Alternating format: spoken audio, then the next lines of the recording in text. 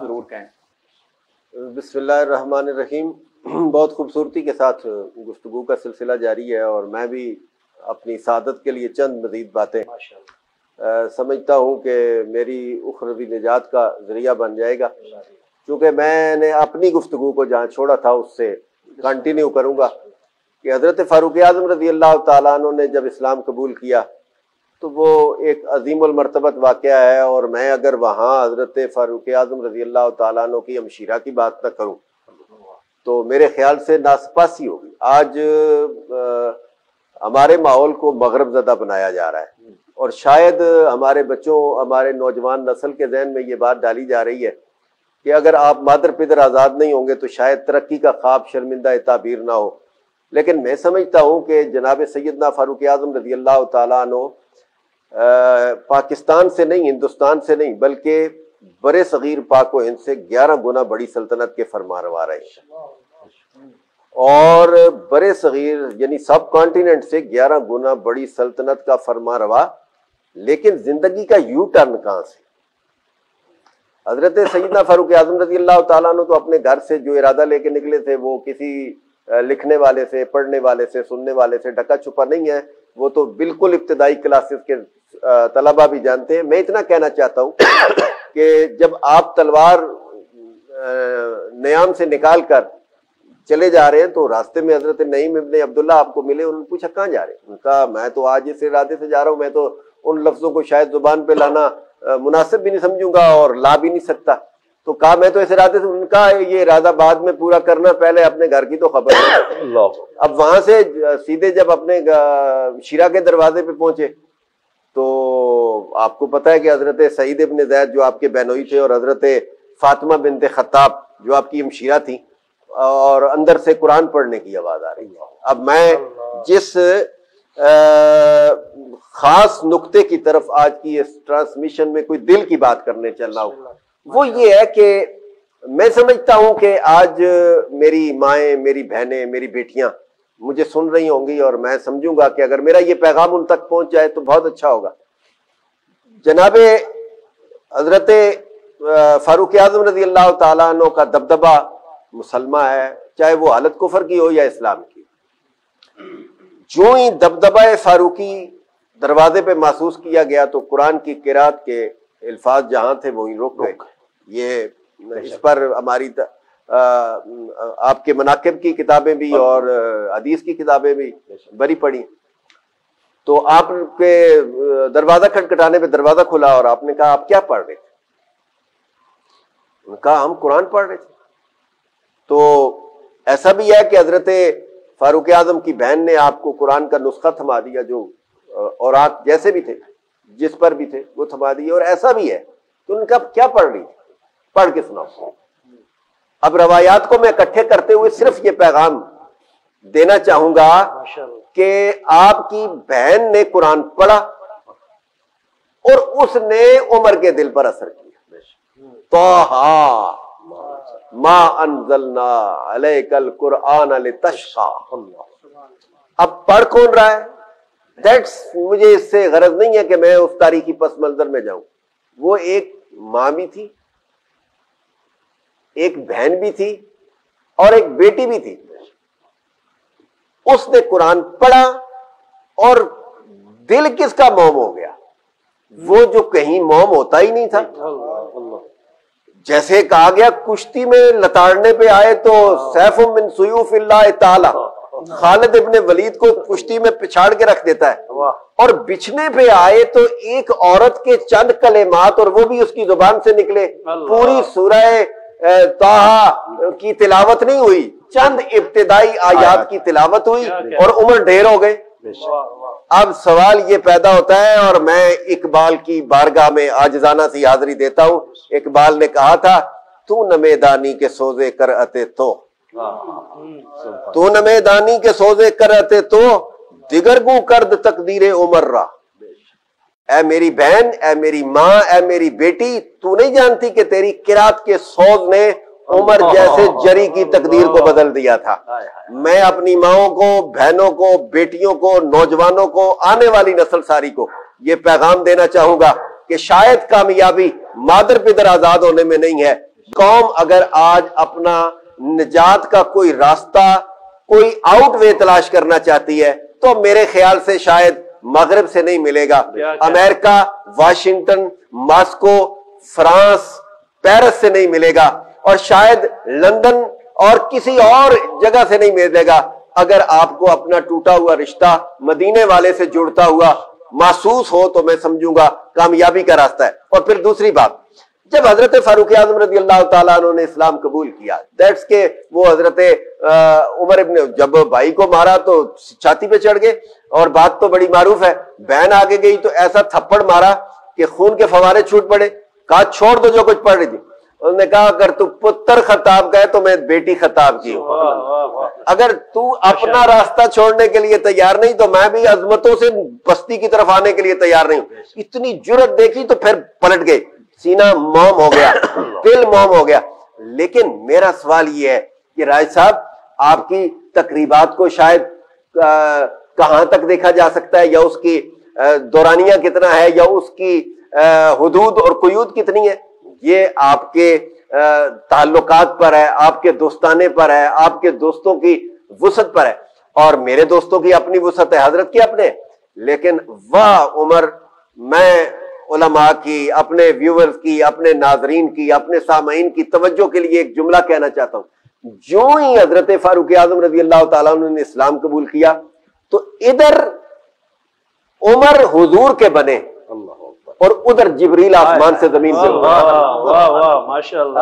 ادھر جبریل کو ادھر آرام۔ میں نے کہا یہ اسی وقت تھوڑا پہلے آ جاتے، شام میں آ جاتے۔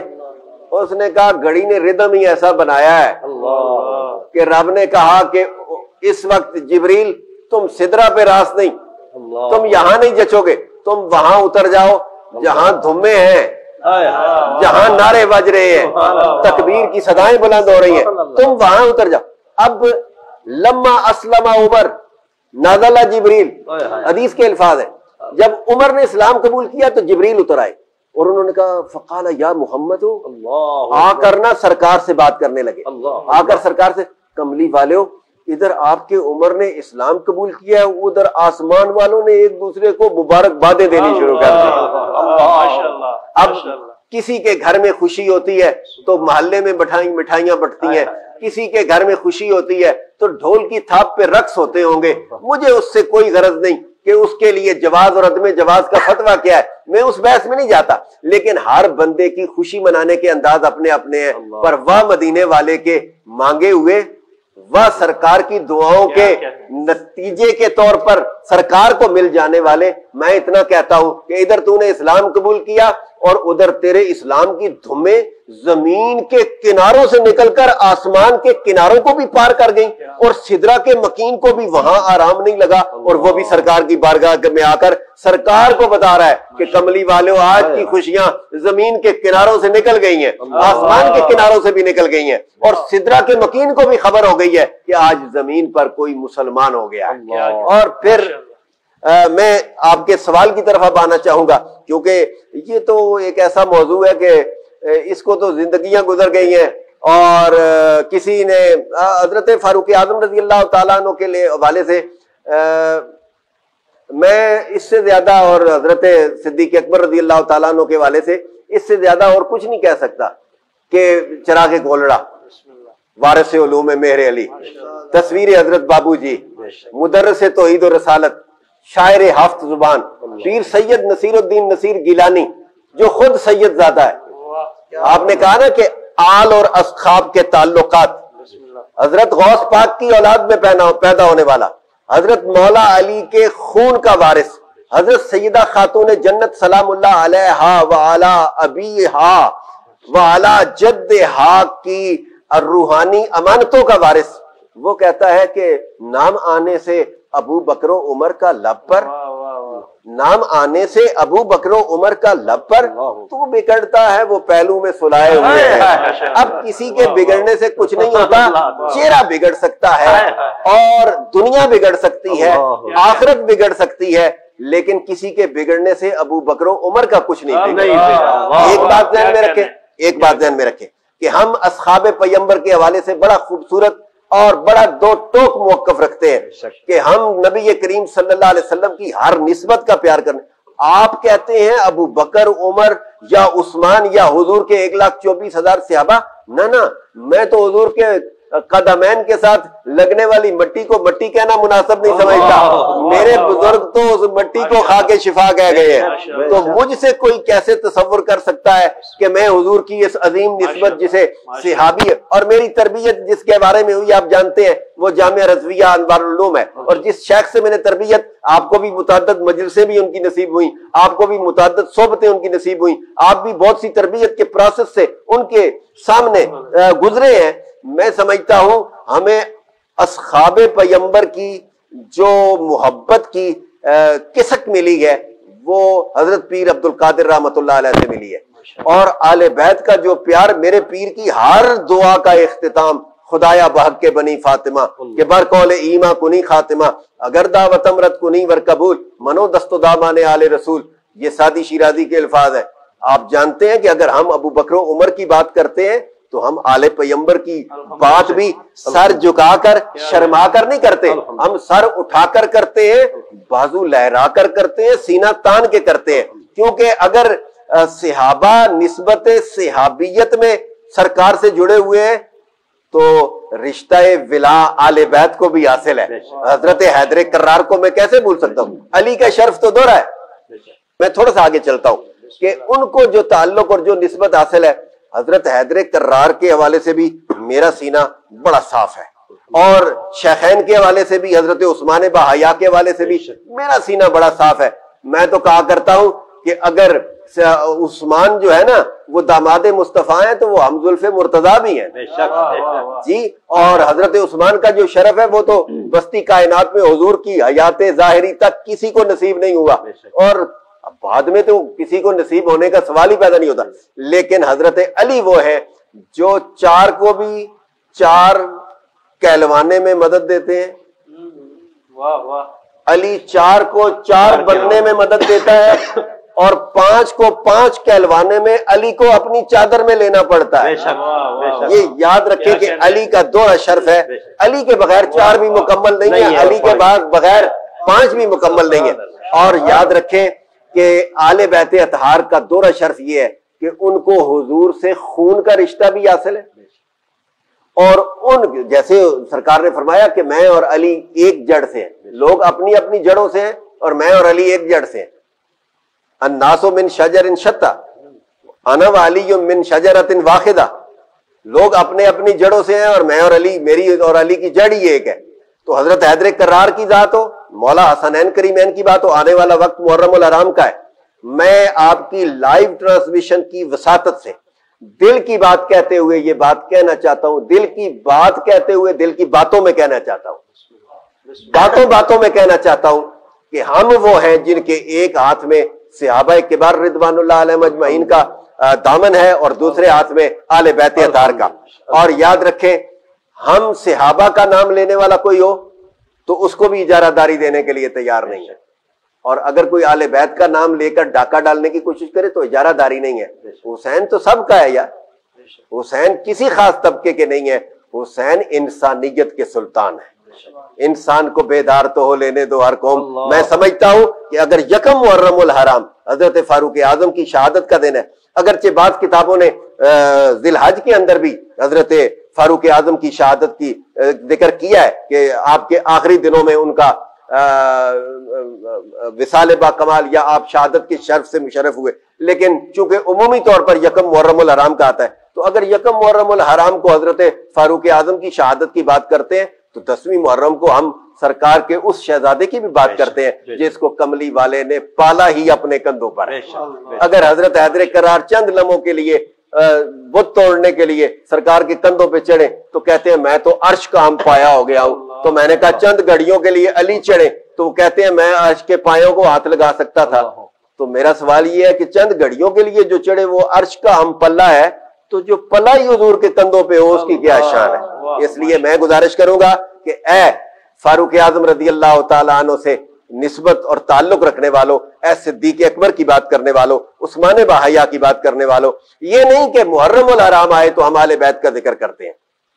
ہمارے اسٹیج سے یہ نہیں کہ محرم کے 10 دن خاص ہے، اور ایسا بھی نہیں ہے کہ محرم کے 40 دن 10 محرم کے بعد ہم ذکر اہل بیت کے لیے خاص کرتے ہیں۔ ہماری تو کوئی تقریب ایسی ہوتی ہی نہیں ہے جو ذکر اہل بیت کے بغیر ہوتی ہے۔ تو اس لیے میں گزارش کروں گا کہ آنے والے دنوں میں آپس میں بامی محبت، as a Pakistani, as a Muslim, بین المسالک اور بین المذاہب ہم آہنگی کا وہ مظاہرہ ہونا چاہیے جس میں کسی کی دل آزاری نہیں ہونی چاہیے اور کسی کا دل نہیں دکھنا چاہیے۔ ہم ویسے بھی ہم تو میرے اعلیٰ حضرت عظیم البرکت مجدد دین و ملت شاہ احمد رضا محدث بریلوی رحمۃ اللہ علیہ نے کہا تھا کہ اہل سنت کا ہے بیڑا پار، اصحاب حضور نجم ہے اور ناؤ ہے عطرت رسول اللہ کی۔ ہم تو اس امام کے فالورز ہیں جس نے کہا کہ نبی کے سارے صحابہ ستارے اور نبی کی ساری آل یہ ایک کشتی کی مانند ہے۔ میں سمجھتا ہوں کہ کشتی میں بیٹھا جائے تو ستاروں سے رہنمائی حاصل نہ کی جائے تو راستوں کا تعین نہیں ہوتا۔ میں سمجھتا ہوں کہ صحابہ اور اہل بیت لازم اور ملزوم ہیں، اور اللہ تعالی ہم سب کو صحابہ کبار کی پیروی کرنے کی بھی توفیق عطا فرمائے اور اہل بیت اطہار کے دامن سے بھی صبح قیامت تک وابستہ فرمائے۔ کل بھی اٹھیں تو مولانا جامی نے کہا تھا، شرح جامی کی تو ہر کوئی بات کرتا ہے، مولانا جامی کے عشق اہل بیت کی بھی بات کر لی جائے کہ بسط کو صفا می توا گشتہ جامی، بسط کو صفا می توا گشتہ جامی، غلام غلامان آل محمد۔ میں سمجھتا ہوں کہ مرفوعات مجرورات منصوبات پڑھے بغیر کوئی مولوی نہیں بنتا۔ جی وہ کہتے ہیں جی جامی پڑھی ہے، ملا جامی پڑھی ہے، شرح جامی پڑھی ہے، تو جہاں ملا جامی پڑھی ہے اور شرح جامی پڑھی ہے وہاں جامی کا عشق اہل بیت بھی پڑھا کرو۔ وہ کہتے ہیں کہ بسط کو صفا می تواں گشتہ جامی، غلام غلامان آل محمد۔ وہ کہتے ہیں آل محمد نہیں، آل محمد کے غلاموں کے غلام کا نام ملا عبد الرحمن جامی ہے۔ اللہ تعالیٰ نے ہمیں وہ اسلاف دیے ہیں جنہوں نے ہمیں بین بین رہ کر ہر نسبت کا احترام کرنے کا درس دیا ہے۔ اللہ تعالیٰ آپ کو بھی برکتیں عطا فرمائے اور ہم کو بطور قوم اس پیغام کو لینے کی، نہ کہ کسی فرقے یا کسی جماعت یا کسی مکتب کے طور پر لینے کی، بلکہ ہمیں بطور قوم اور بطور مسلمان اس پیغام کو عام کرنے کی توفیق عطا فرمائے۔ اسی پہ اکتفا کرتے ہیں، انشاءاللہ دل کی باتوں کے سلسلے جاری رہیں گے، یہ تو نہ کبھی ختم ہونے والا سلسلہ۔ بہت شکریہ۔